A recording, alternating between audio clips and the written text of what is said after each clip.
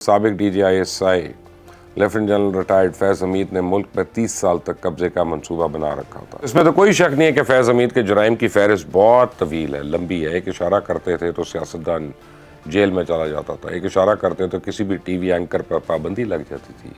जो इल्ज़ाम फैज़ हमीद पर लगाए गए हैं, अगर वो साबित हो जाते हैं तो उन्हें सर्विस ख़त्म करने, मुराद ख़त्म होने और उम्र कैद की सज़ा सुनाई जा सकती है। कि फैज़ हमीद ने 400 तोले जेवरात और बड़ी नकदी रकम जो घर से उठाई गई थी वापस करने से इनकार कर दिया। बिस्मिल्लाहिर्रहमानिर्रहीम। पाकिस्तान में 2 लोगों की चाय जो है अब वो मशहूर है। बच्चे बच्चे को उन दोनों के चाय का कप्स का पता है। एक तो अभिनंदन था जिसने कहा था टी इज़ फैंटास्टिक, और एक काबुल एयरपोर्ट के ऊपर फैज़ हमीद ने बड़ा पोज बना के जो चाय की प्याली पकड़ी थी और पी रहे थे, वो भी बड़ी मशहूर हुई थी। तो बहरहाल एक तरफ फैज़ हमीद की गिरफ्तारी के बाद से तहरीक इंसाफ में इस्तीफ़ों का सीज़न शुरू हो चुका है, तो नए नए इंकशाफात और कहानियाँ मंजर आम पे आ रही हैं। जहाँ अफसार आलम और फैज़ हमीद की मुबैन ऑडियो लीक सामने आ गई, जिसे फैज़ हमीद TV चैनल लाइसेंस के लिए उस वक्त चेयरमैन पैमरा अफसार आलम पर दबाव डाल रहे थे। जनरल रिटायर्ड कमर जावेद बाजवा और साबिक चीफ जस्टिस साकिब नसार के हवाले से भी नए नए दावे मंजर आम पे आ रहे हैं।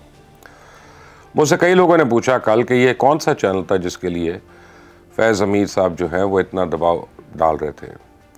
तो मैंने उनको बताया कि मैं एग्जैक्ट तो नहीं बता सकता, लेकिन एक गैस वर्क कर सकता हूँ कि उस वक्त आफ्ताब इकबाल के लिए ये फ़ोन कॉल्स हो रही थी, क्योंकि आफ्ताब इकबाल आप टेलीविज़न जो है उसका लाइसेंस लेके आ रहे थे। वो बेसिकली पहले इंडस का लाइसेंस था और फिर उन्होंने लिया था, और उसी को अफसार आलम कर नहीं रहे थे। गालिबन ये वही केस है। बहरहाल अब नए दावे जो आ रहे हैं उस पर साकिब नसार का कहना है कि 2 हफ्तों के बाद वतन वापसी होगी। अभी वो पाकिस्तान में नहीं है, पाकिस्तान के मौजूदा हालात के मुझसे कोई ताल्लुक नहीं है। जबकि साबिक army chief general Qamar Javed Bajwa के हवाले से अंसार अब्बासी ने दावा किया कि उनके खिलाफ कोई कार्रवाई ज़ेर गौर नहीं है, और मैं ये समझता हूँ कि कोई कार्रवाई ज़ेर गौर नहीं है। कि ज़राए ने साबिक आर्मी चीफ स्टाफ के खिलाफ मुमकिन कार्रवाई के बारे में सोशल मीडिया पर क्यास राइयों को मुस्तरद कर दिया, क्योंकि यह कयास किया जा रहा था कि जनरल फैज़ की गिरफ्तारी के पस मंज़र में जनरल बाजवा की रिहाइश गाह के इर्द गिर्द इजाफी सिक्योरिटी तैनात की गई है, और मुमकिन तौर पर उनके खिलाफ मुस्तकबिल में कोई अमल दरामद हो सकता है। यह भी दावा किया गया कि जनरल बाजवा ने बगैर किसी तबसरे के इजाफी तैनात करदा सिक्योरिटी को खामोशी से कबूल कर लिया। अब ज़राए का कहना है कि यह बातें सरासर गलत हैं, और एक और ज़रिए से भी यह मालूम हुआ है कि जनरल बाजवा दुबई में आइंदा चंद रोज़ के अंदर वापस आएंगे। तो सोशल मीडिया पे जाली पोस्ट की रिटायर्ड फ़ौजी अफसर ने शेयर किया, जो बैरून मुल्क मुकीम है और फ़ौज मुखालिफ मुहिमात चलाने के लिए पहचाना जाता है। तो इस रिटायर्ड फ़ौजी अफसर या इसको फील्ड जनरल कोर्ट मार्शल के तहत बगावत पर उकसाने के जुर्म में 14 साल कैद की सज़ा भी सुनाई जा चुकी है। दूसरी जानिब इंटरेस्टिंग बात यह है कि इमरान खान और मौजूदा वज़ीर दिफ़ा ख्वाजा आसिफ जनरल बाजवा पर तनकीद और इनके एहतसाब का मुतालबा करने के मामले पे मुत्तफ़िक हैं। तो ये वाज़ेह नहीं है कि आया वज़ीर दिफ़ा ये काम खुद कर रहे हैं या हुकूमत या नून लीग की क़यादत उनको ये जनरल बाजवा के ऊपर तनकीद की ज़िम्मेदारी दे रही है, ताकि मौजूदा आर्मी चीफ पर अपने पेशरों के ख़िलाफ़ कार्रवाई के लिए दबाव डाला जा सके। ताहम स्पीकर पंजाब असम्बली मलिक अहमद खान ने जनरल बाजवा के बारे में ख्वाजा आसिफ के बयान की तरदीद भी की है, और फिर यह भी बताया जा रहा है कि दर्जनों गिरफ्तारियाँ इस तफ्तीश की रोशनी में होंगी। कुछ रिटायर्ड, कुछ हाजिर सर्विस, कुछ सिविल ब्यूरोक्रेट्स, कुछ इनकलाब पार्टी के बड़े ओहदेदार, कुछ वर्कर्स, हत्ता के कुछ टेलीविज़न एंकर्स, यूट्यूबर्स और जजेस के भी नाम ज़ेर गौर हैं। जबकि कुछ सहाफ़ियों का दावा तो है कि साबिक DGI लेफ्टिनेंट जनरल रिटायर्ड फैज़ हमीद ने मुल्क में 30 साल तक कब्जे का मंसूबा बना रखा था। बात चल निकली, अब देखें कहाँ जाके पहुँचेगी। तो इसमें तो कोई शक नहीं है कि फैज़ हमीद के जुराइम की फहरिस्त बहुत तवील है, लंबी है। एक इशारा करते थे तो सियासतदान जेल में चला जाता था, एक इशारा करते तो किसी भी TV एंकर पर पाबंदी लग जाती थी, एक इशारा मौसूफ करते थे तो TV चैनल्स की हेडलाइंस तब्दील हो जाती थी, चलते प्रोग्राम्स बंद हो जाते थे। लेकिन आज देखें वो खुद एक ख़बर बन गए हैं, गिरफ़्तार हो चुकी हैं, और जो लोग उनसे राब्ते में थे वो भी चंद एक ज़ेर हिरासत है और बाकी अंडरग्राउंड हुए हुए हैं।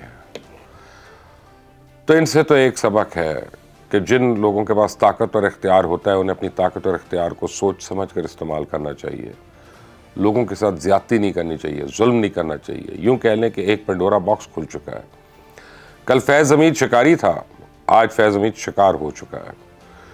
कोर्ट मार्शल की बात की जाए तो पाकिस्तान आर्मी एक्ट के आर्टिकल 80 के मुताबिक कोर्ट मार्शल के 4 मुख्तलिफ अक़साम हैं, जिनमें general court martial, district court martial, field general court martial और समरी कोर्ट मार्शल शामिल हैं। तो वफाकी हुकूमत या आर्मी चीफ के हुक्म पे किसी अफसर को फील्ड कोर्ट मार्शल बुलाने का इख्तियार होता है और फील्ड जनरल कोर्ट मार्शल में कम से कम 3 अफसरों का होना लाजमी है। किसी भी हाजिर सर्विस या रिटायर्ड फौजी अफसर को 35 अक़साम के जराइम पे सज़ा हो सकती है। इन जराइम में मुल्क दुश्मनों से ताल्लुक़ रखना, जिस मुल्क में तयनात हो वहाँ के रिहायशियों, जायदाद के खिलाफ सरगर्मियाँ, किसी के घर या जगह पर लूट मार की गरज से छापा मारना और दीगर कई जराइम शामिल हैं। तो कोर्ट मार्शल में सज़ाओं से मुतल्लिक पाकिस्तान आर्मी एक्ट के आर्टिकल 60 में तफसीलात दर्ज हैं। कोर्ट मार्शल के ज़रिए संगसारी, सज़ाए मौत, हाथ पाँव काटना, उम्र कैद की सज़ा दी जा सकती है। इस एक्ट के मुताबिक सज़ा 25 साल और ज़्यादा से ज़्यादा 100 कोड़े और कोर्ट मार्शल के ज़रिए नौकरी से निकालने की सज़ा भी दी जा सकती है।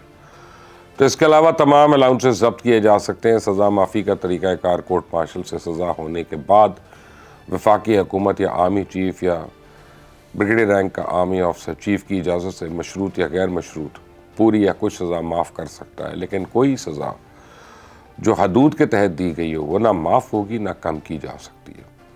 तो जनरल फैज़ क्योंकि अफसर रहे हैं और इसलिए 3 रुकनी आर्मी कोर्ट की सरबराही में बड़े रैंक का अफसर करेगा, यानी कोई जनरल ही करेगा। तो अगर इल्ज़ाम साबित होता है तो आर्मी एक्ट के तहत सख्त सज़ा भी सुनाई जा सकती है। इस दौरान मुलज़िम को भी अपने दिफा का पूरा हक़ दिया जाता है, जैसे वो अपनी मर्ज़ी का कोई भी वकील दिफा भी पेश कर सकता है। तमाम इल्ज़ामात अगर सबूतों और गवाहों की रोशनी में साबित हो जाएँ तो सज़ा का तयन किया जाता है। आर्मी कोर्ट्स में केस जल्द अज जल्द निपटा दिए जाते हैं। दूसरा यह कि आर्मी कोर्ट से जुर्म साबित होने पर फैसला नहीं सुनाया जाता, बल्कि इससे मुतल्लिक रिपोर्ट्स जैक ब्रांच को भेज दी जाती हैं। यह फ़ौज के एक अदालती मामलात के लिए बनाया गया अपना एक शोबा है और आर्मी कोर्ट से मिलने वाली रिपोर्ट की रोशनी में जैक ब्रांच जो है मुलज़िम की आर्मी एक्ट की लागू होने वाली शिकों के मुताबिक सज़ा तजवीज़ करती है और फिर मुजाज अथॉरिटी की मंजूरी से सज़ा का ऐलान कर दिया जाता है।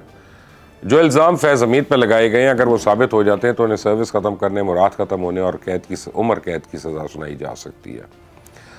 अलबत्ता उनके ऊपर रिटायरमेंट के बाद आर्मी एक्ट की खिलाफ वर्जी यानी मुल्क की सालमियत के ख़िलाफ़ काम करने या बगावत करने का जो इल्ज़ाम है वो बहुत संगीन है और अगर ये साबित होता है तो उम्र कैद या सज़ाए मौत भी मुमकिन है।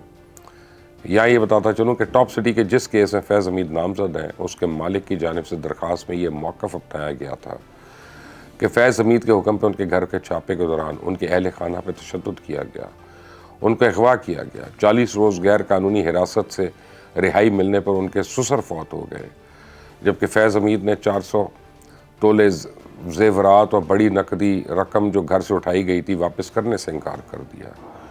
उनका यह भी कहना था कि हम पर सुलह के लिए मुसलसल दबाव डाला जाता रहा। फिर वफाकी वज़ीर इत्तलात और नशरियात अता तारर ने कहा कि मुल्की सालमियत को नुकसान पहुँचाने वाले तमाम लोग शिकंजे में आएंगे, खुद एहतसाबी का अमल हर इदारे को अपनाना चाहिए। जबकि सिंध के सीने सूबाई वज़ीर शजील मेमन ने कहा कि हालिया गिरफ्तारियों से साबित होता है कि साजिश के पीछे PTI थी और इन गिरफ्तारियों के ताने बाने भी 9 मई तक जा रहे हैं। तो फैज़ हमीद और इनके बाद होने वाली 3 गिरफ्तारियों का खैर मकदम करते हैं। तो अब फैज़ हमीद की गिरफ्तारी के बाद से तहरीक इंसाफ के रीट्वीट्स में 99% कमी आ चुकी है। यूट्यूब पर उनके हमायतियों के व्यूज़ भी कम हो रहे हैं। जहाँ ये फैज़ इमरान गठजोड़ को साबित करता था, ये इस बात की भी तस्दीक करता है कि शायद फैज़ ही इस रीट्वीट वाली मशीन का मालिक था जिसे PTI ने इन तमाम सालों में इस्तेमाल किया। जनरल फैज़ की साजिश को अमली जामा पहनाने में इमरान खान का किरदार लाजवाब और बेमिसाल था। जनरल फैज़ का किरदार 3 अदवार पर मुश्तमिल है। बतौर हाजिर सर्विस 2017 ता अप्रैल 2022 तक, नवंबर 2022 तक, बाद रिटायरमेंट नवंबर 2022 से आज तक मुहित है। तो जनरल फैज़ का पहला दौर तो काबिल गिरफ्त नहीं कि उस वक्त इदारे की पॉलिसी ये थी और वो जनरल कमर जावेद बाजवा के अहकामात पे सब काम कर रहे थे। फिर फैज़ ने अपनी निगरानी में इमरान खान से तहरीक चलवाई कि शहबाज हुकूमत पर दबाव रहे और निगरान हुकूमत कायम करने पर मजबूर हो जाए। यहाँ तक कि नवंबर 2022 में इदारे के ख़िलाफ़ लॉन्ग मार्च कर डाला 23 मार्च को अरशद शरीफ का कत्ल और 3 नवंबर को इमरान खान पे कातलाना हमला है। जब भी इन दोनों बातों की तहकीक होगी तो पता चल जाएगा कि पाकिस्तान में नारकी और खाना जंगी की कोशिश कौन कर रहा था। दोनों वारदातें मुल्क के अंदर मार्शल लॉ लगाने के लिए शायद थी। मैं तो क्या सराही कर रहा हूँ। इसलिए टॉप सिटी के अलावा रिटायरमेंट के बाद फैज़ हमीद ने जो कुछ किया उसे पकड़ तो लाजमी है। और दूसरी जानिब इमरान खान को अपनी सियासत का रास्ता निकालने और ख़ुद को बचाने का ख्याल अब आया है, जब वो 9 मई करा चुका। सियासी तौर पर ड्रामे, यू टर्न्स और जारियाना और मनफी सियासत उन्हें ही नहीं मुल्क को भी काफ़ी नुकसान पहुँचा चुकी है। और फिर इमरान खान भी दूध का धुला तो है नहीं। उनकी अखलाकी और माली करप्शन दोनों ही अब आया हो चुकी हैं। लेकिन अगर आप समझेंगे तो इस बात को याद रखिएगा कि फैज़ हमीद और इमरान खान एक ही सिक्के की दो साइड्स हैं, एक ही कॉइन की दो साइड्स हैं, एक ही शख्स के दो नाम हैं और दोनों लाज़िम मलज़ूम हैं। दोनों एक दूसरे से कतई ताल्लुकी नहीं कर सकते और दोनों एक दूसरों के जो कॉल ऑफ फेल थे उससे अलग थलग नहीं हो सकते। यही आज का खरा सच। इस चैनल को सब्सक्राइब करिएगा, बेल आइकॉन को प्रेस करिएगा। अंटिल द नेक्स्ट टाइम, अल्लाह हाफ़िज़।